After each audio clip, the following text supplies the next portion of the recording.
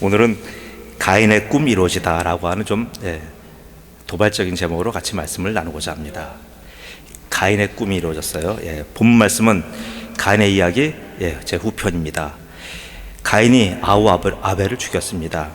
근데 이야기는 거기서 끝나지 않았습니다. 세상의 모든 광기 어린 범죄자들은 자신의 분노에만 초점을 맞춥니다. 상대방과 특히 이 광기가 지난 후에 자신의 모습에 대해서는 별 신경을 쓰지 않습니다. 사람들의 평판에도 관심이 없습니다. 오직 그들은 자신이 받은 수모와 그것을 떨쳐내기 위한 자신의 소영웅적인 행동에만 몰두합니다. 그것이 사건이 되고 그 사건의 후유증이 어떻게 번져나갈지에 대해서는 너무나도 태연합니다. 모르는 건지 아니면 이미 자포자기한 건지 모를 정도입니다. 이런 반사회적인 광인들은 상대의 아픔에 대해 전혀 공감하지 않아요. 그래도 아담은 하와에 대해서 류적 동질감을 갖고 있었습니다. 그래서 그는 뻔히 결과를 알면서도 하와에게 동조한 측면이 있습니다. 그러나 가인은 달라요. 이런 류적 동질감이 전혀 없기에 거리낌 없이 동생을 돌로 쳐 죽였습니다. 동생의 고통과 아픔보다 자신의 수치와 굴욕감이 더 크게 와닿는 그런 유형의 사람이 바로 이런 사람들입니다. 오늘날 이런 광인들은 사법당국에서 그에 상응하는 법의 제재를 가합니다. 본문에서 가인이 바로 이런 경우입니다. 하나님과 가인의 오늘 이런 따뜻한 대화는 아니지만 이런 대화의 자리가 있어요. 이런 대화의 자리는 사실 심판의 자리인 거예요. 창조주 하나님께서 그의 백성을 심판하시는 자리입니다. 아담이 이런 심판을 당하였고 가인이 이렇게 심판대에 오늘 선 겁니다. 죄가 무엇입니까? 죄는 하나님의 말씀을 듣지 않는 게 죄입니다. 하나님의 말씀을 거역하는 게 죄란 말이에요. 아담의 장자인 가인은 이런 죄의 혈통 속에서 자라났어요. 얼마나 하나님과 하나님의 말씀을 만홀히 여기며 살아왔는지 오늘 심판대 앞에서도 그는 하나님께 단 한마디도 죄에 대한 고백과 회개가 없습니다. 죄에 대한 회개의 자리에서 끝끝내 가인은 땅에 관한 이야기만 합니다. 땅 이야기만 하는 거예요. 하나님이 자신이 죽인 아벨 행별을 물었을 때에 사실 그때가 죄에 대한 고백과 토설의 마지막 기회였던 거예요. 얼마나 양심의 화인을 맞았는지 가인은 하나님 앞에서 바알처럼 외쳐요. 내가 알지 못하나이다. 내가 아우를 지키는 자니까 이렇게 항변을 하는 거예요. 보세요. 세상 모든 흉악범들의 항변은 어찌 이리 다 비슷비슷한지 모르겠습니다. 잘못을 시인하는 범죄자들을 보기가 너무나 희귀해요. 잘못을 인정하기는커녕 오히려 거칠게 항변하고 대듭니다. 이는 재판장의 재판권을 인정하지 못하겠다는 지극히 자기 중심적인 태도입니다. 내 인생 내 마음대로 하는데 당신이 왜 주제넘게 관여하느냐라고 하는 이러한 의미가 포함되어 있습니다. 나는 내 인생의 주인입니다. 나는 나의 의로 살아갑니다. 그러니 내게 이래라 저래라 하지 마십시오 라고 하는 바로 그런 의미가 오늘 가인이 하나님께 한 항변입니다. 이런 자의 모습이 계시록 16장 11절에 잘 나타나요. 아픈 것과 종기로 말미암아 하늘의 하나님을 비방하고 그들의 행위를 회개하지 아니하더라. 악인들의 공통된 특징이 바로 이렇습니다. 아픈 것, 종기 이런 것이 있음에도 불구하고 하늘의 하나님을 비방합니다. 그리고 그들의 행위를 회개하지 않습니다. 얼마나 당당한 모습이에요. 큰 소리로 재판장에서 이렇게 호통하는 모습, 그들의 공통된 모습입니다. 얼마나 답답한지 하나님도 더 이상 그에 대한 가인에 대한 어떤 은혜 이야기를 하지 않습니다. 심판주 하나님의 언도하십니다. 바로 첫 번째 판결이에요. 첫 번째 판결은 내가 땅에서 저주를 받으리니 내가 밭을 갈아도 땅이 다시는 그 효력을 주지 아니할 것이요. 보세요. 이 말에는 두 가지 심판이 있어요. 하나는 가인 본인에 대한 심판이 있고요. 가인이 앞으로 살아가야 될 바로 기본 베이스인 땅에 대한 심판이 있는 거예요. 두 개의 저주를 다 받은 거예요. 보세요. 이는 바로 땅이 황폐화된다는 의미를 갖고 있습니다. 땅에 도움 없이 어떻게 삽니까? 땅에 도움 없이 산다는 것은 물고기가 물 없이 사는 것과 똑같잖아요. 한겨울에 노숙하는 노숙자들과 뭐가 다를 게 있습니까? 땅이 황폐화되었다는 것은 뭐예요? 땅만이 홀로 황폐가 될 수가 없어요. 땅의 황폐는 반드시 기후와 밀접한 관계가 있습니다. 그래서 땅이 황폐가 된다는 것은 결국 하늘에 문제가 생기며 결국 기후에 문제가 있다는 얘기예요. 하늘과 땅, 자연 모두가 하나님의 저주 속에 노출되었다고 하는 의미예요. 바로 이런 게 어떤 곳이에요? 바로 앞으로 가인이 살아갈 곳은 바로 생명을 보존하였지만 그것은 지옥이라고 하는 의미입니다. 하나님의 두 번째 판결입니다. 너는 땅에서 피하며 유리하는 자가 되리라. 먹을 것과 살 곳을 찾아다니며 또 돌아다닌다는 의미입니다. 그는 인류 최초의 살인자일 뿐만 아니라 인류 최초의 노숙자인 셈입니다. 농사짓는 직업을 가졌잖아요. 농사짓는 자가 떠돌아다니는 자가 되었으니 그 고통과 어려움이 어떨는지 여러분 한번 상상해 보십시오. 머리 좋은 변호인 가인은 자신을 하나님 앞에서 이렇게 변호합니다. 첫째는 어떻게 변호하냐면 가인이요, 자신의 형량이 너무나 가혹합니다 라고 하나님께 변호하는 거예요. 두 번째 변호는 어떤 변호를 하면서 하나님께 요청을 합니다. 에덴 중심으로 살던 아담이나 에덴 동쪽 지경에서 살던 가인이나 그래도 이 사람들의 공통된 특징은 뭡니까? 에덴을 중심으로 살았다는 얘기예요. 그리고 에덴을 꿈꾸며 에덴의 복귀를 염원했었어요. 그런데 이제 가인의 말에서 완전히 이제는 난 에덴과 결별했습니다 라고 하는 인식을 가지고 하나님께 요청합니다. 그것은 뭡니까? 하나님, 전 더 이상 이제 에덴에 관심 없어요. 그러니까 이제 앞으로 제가 살아갈 인생에 대해서 저에 대해서 하나님 저한테 해주셔야 할 약속이 있습니다 라고 하는 거예요. 그것은 바로 자신의 생명과 안전에 대한 하나님의 보장권을 요구합니다. 그 간교한 지혜가 너무나 놀라운 거예요. 이건 뭐예요? 하나님이 주신 지혜가 아니에요. 뱀으로부터 받은 아주 고급 지혜인 겁니다.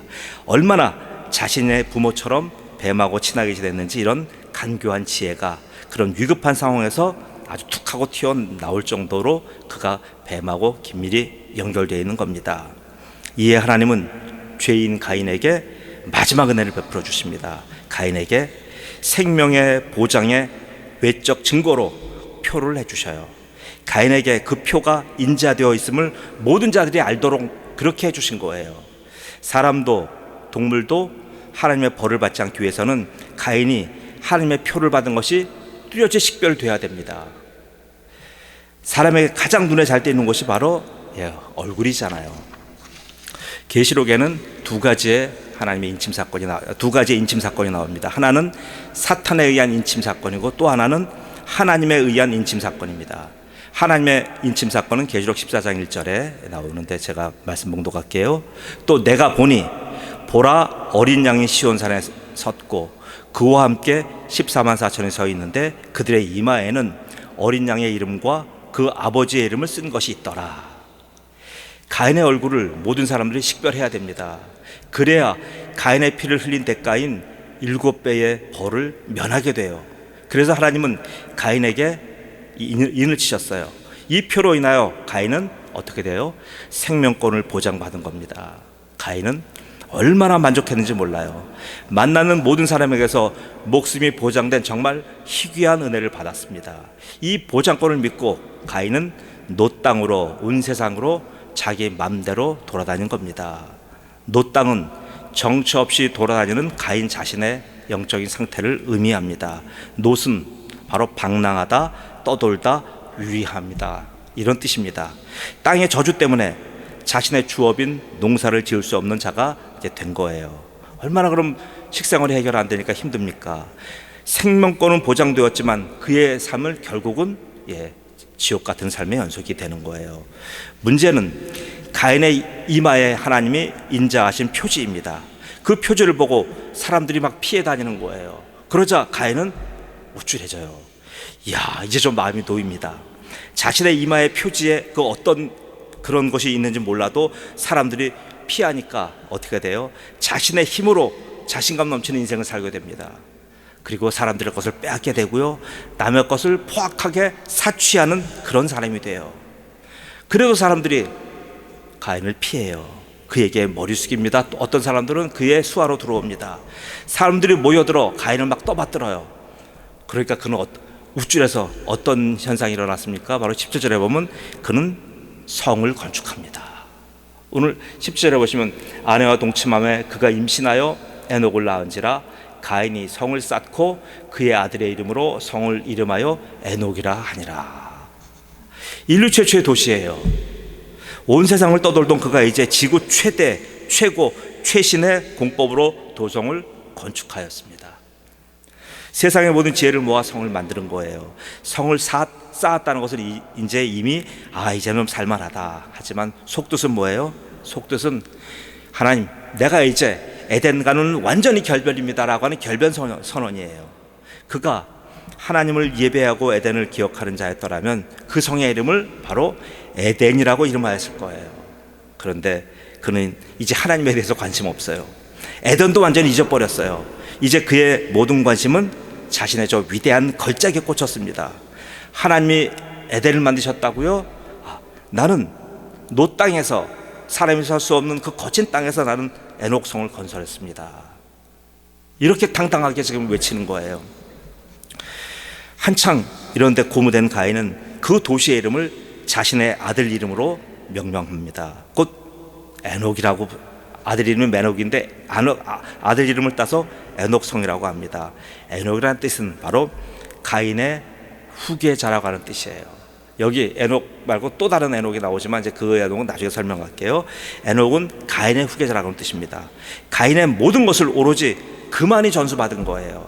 제2대 가인이 된다는 말입니다.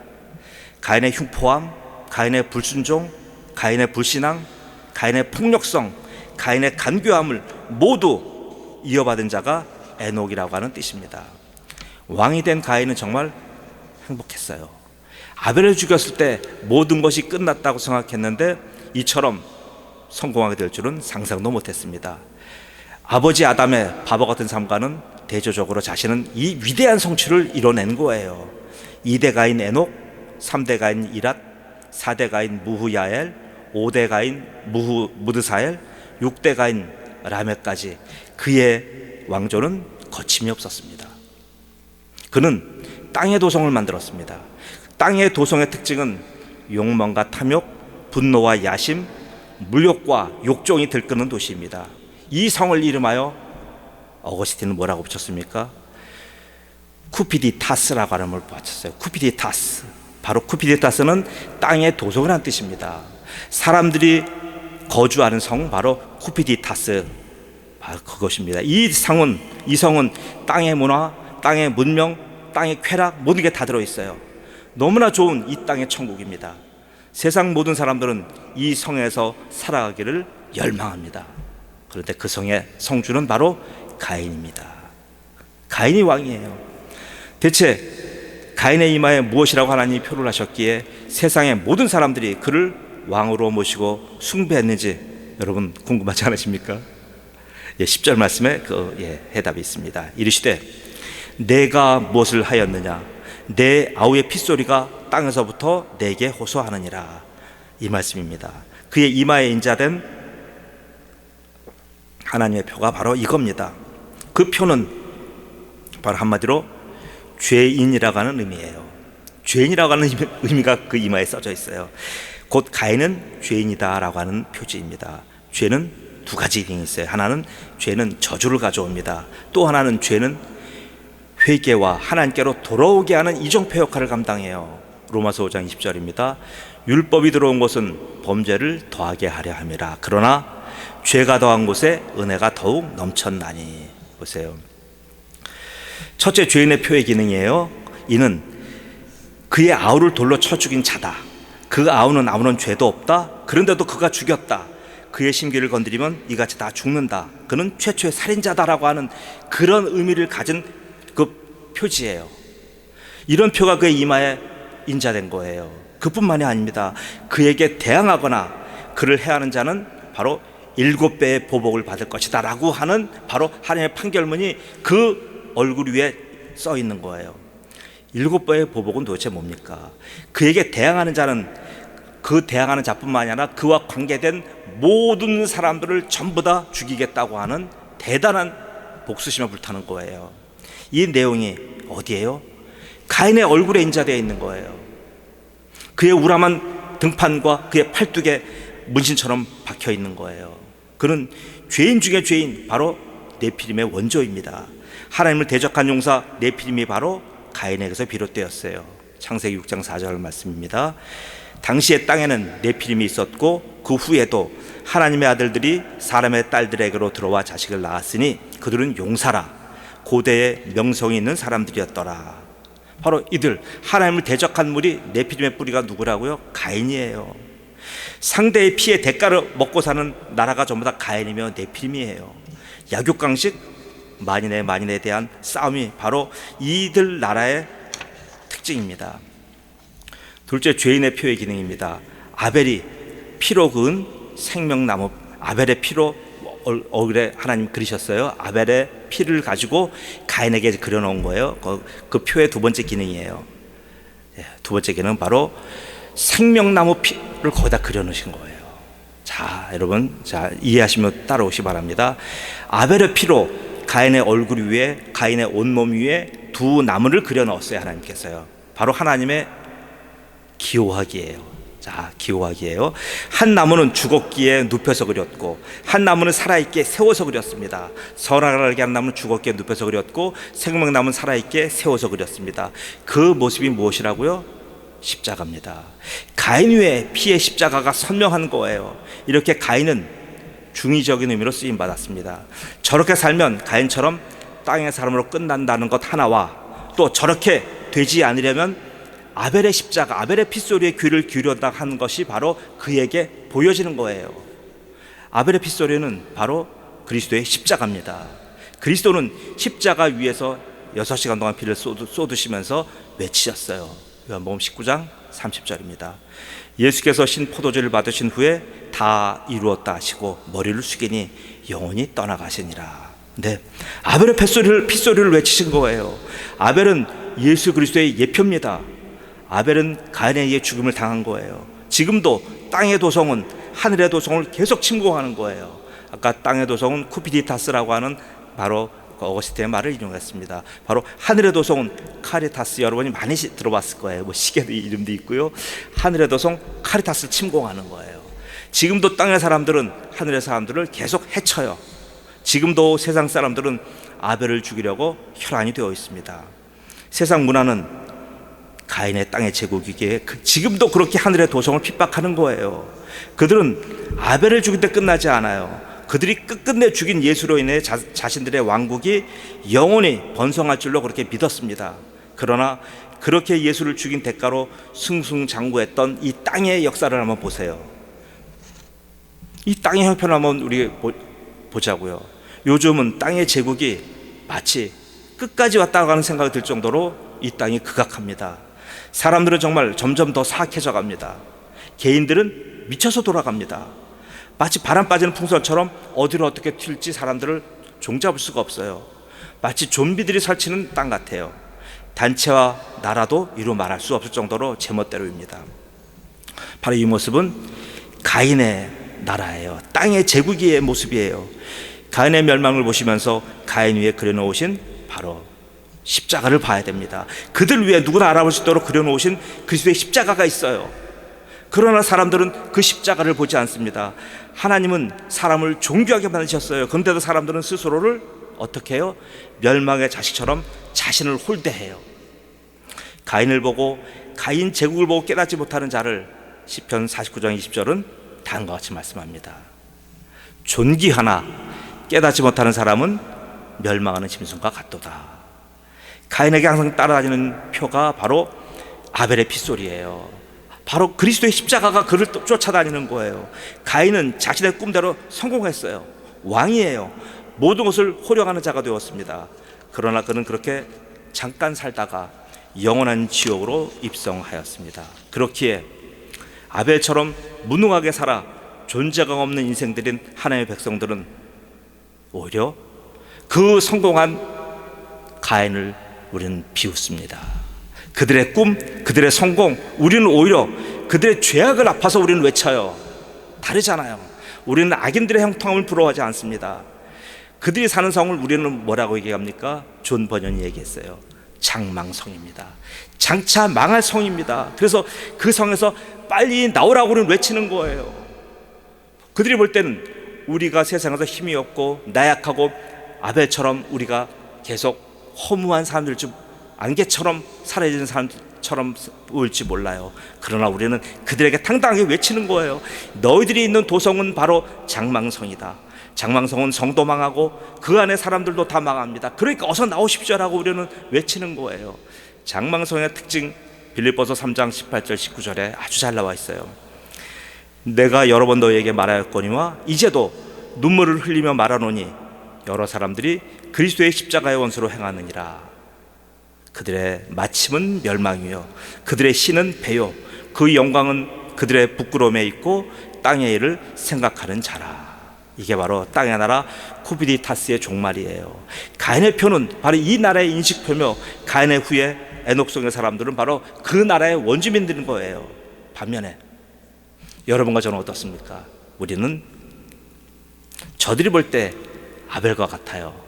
연기 같고요, 한 호흡 같고요, 그림자 같은 사람들이에요.